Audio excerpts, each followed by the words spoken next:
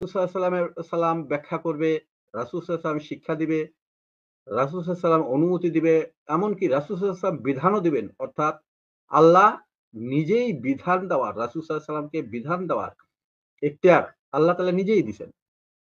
আল্লাহ যা ইচ্ছা তাই করেন। তিনি কারো মুখাপেক্ষী নন। তিনি কারো আদেশের বা নির্দেশের মধ্যে আবদ্ধ নন।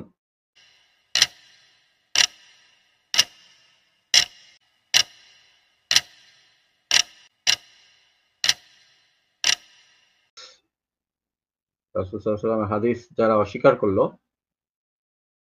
তারা মূলত কোরআনকেই অস্বীকার করল। আমরা এটা বহুবার আমরা প্রমাণ করছি যে যারা হাদিস অস্বীকার করে তারা মূলত কোরআনকেই অস্বীকার করে।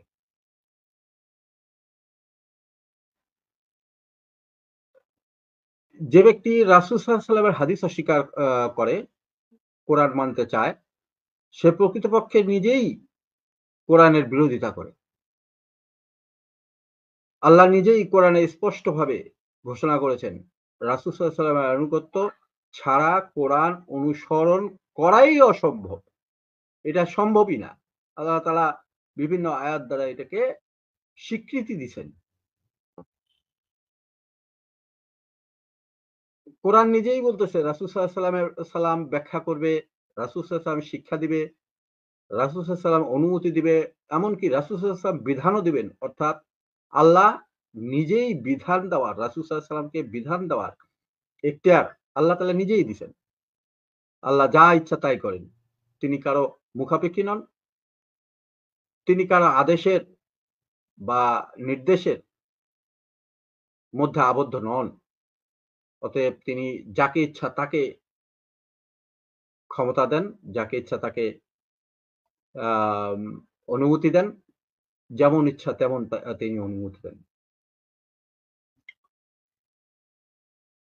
রাসূল সাল্লাল্লাহু আলাইহি ওয়াসাল্লামের আনুগত্য ছাড়া কোরআন স্বীকার করা, কোরআন মানা, কোরআন আমল করা এটা কোনো মতেই সম্ভব নয়।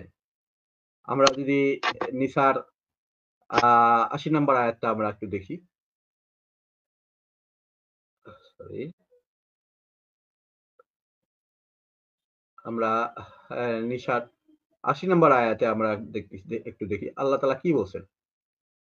যে রাসূলের আনুগত্য করল সে আল্লাহরই আনুগত্য করল। দেখেন কোন জায়গায় কিন্তু আল্লাহ তাআলা এই করেনি। আচ্ছা ১ সেকেন্ড। আল্লাহ তাআলা বলছে যে রাসূল সাল্লাল্লাহু আলাইহি ওয়াসাল্লামের আনুগত্য করল, সে মূলত আল্লাহর আনুগত্য করল। অর্থাৎ আল্লাহ এখানে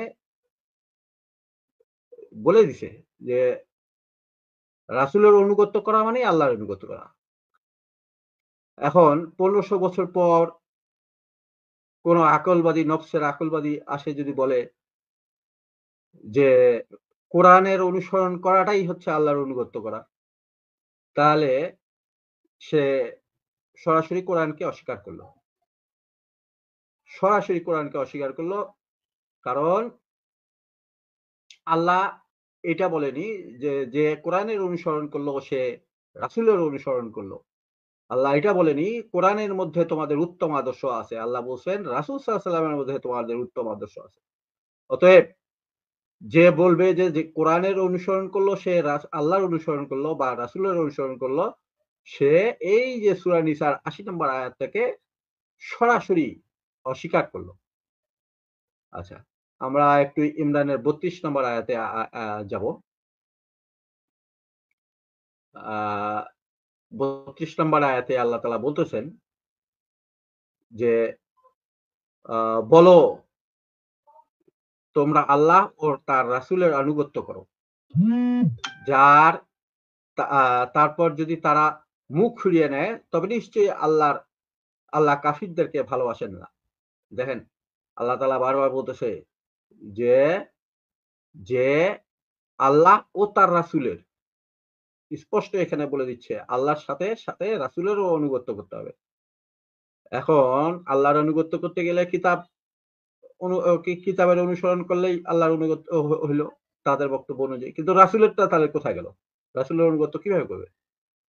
এই যে আনুগত্য, এই আনুগত্যের আবার ব্যাখ্যা এরা উল্টাপাল্টা দেয়। হ্যাঁ? যাই হোক এই বিষয়গুলো নিয়ে আমরা আলোচনা করব ইনশাআল্লাহ। আবার আমি একটু সূরা নাহলের ৪৪ নম্বর আয়াতের মধ্যে এবার যাই। দেখেন আল্লাহ তাআলা আ রাসূল সাল্লাল্লাহু আলাইহি সাল্লামকে আ দিচ্ছে, অনুমতি দিচ্ছে সবকিছু। হ্যাঁ? আর এরা রাসূলকে কোনভাবেই করে না।